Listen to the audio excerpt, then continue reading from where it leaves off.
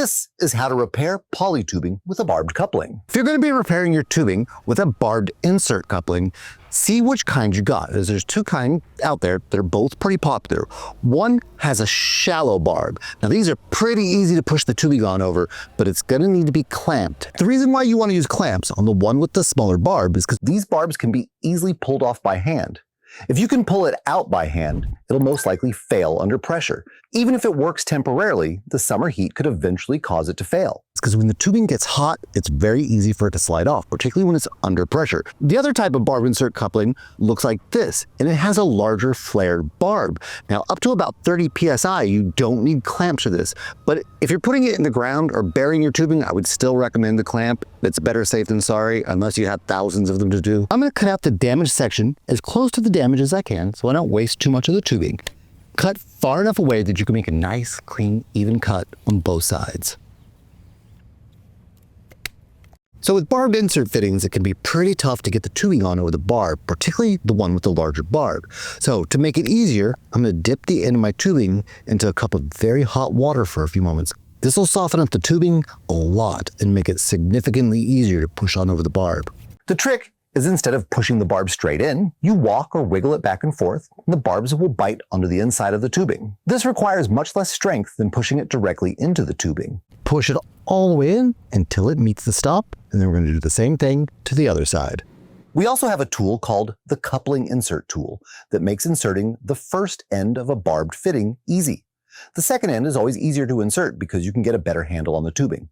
I'll give this a 3 out of 5 on ease of installation, since it is tough to insert these barbs without hot water, but this process is definitely less involved than the clamp methods.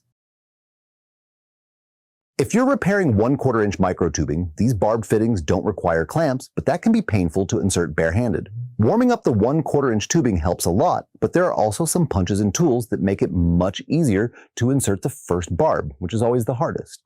I'll leave links in the description to tools that can help you insert these barbed tubing fittings more easily. So then, how do we install a barbed fitting using clamps? Insert one end of the coupling, just like normal.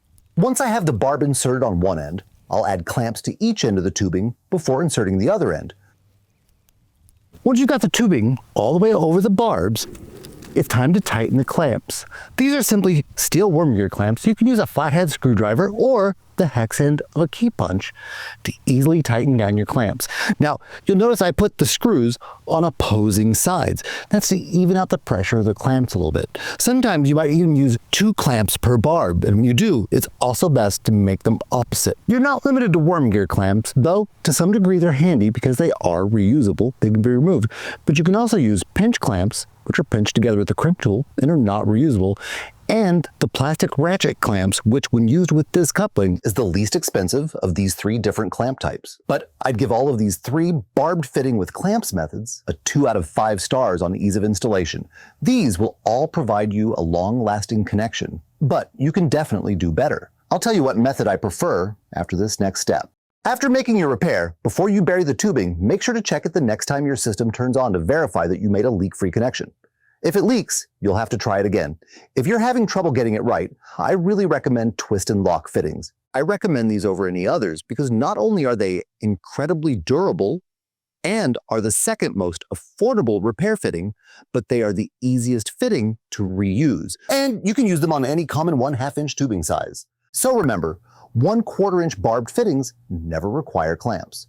1/2 inch and 3/4 inch most of the time won't require clamps, but watch out for fittings that have shallow barbs, and 1 inch will always require clamps. There are even more ways to fix poly tubing. Some are easier or cheaper than others. I demonstrated all 9 methods and compared them in the video linked on the screen or in the description below.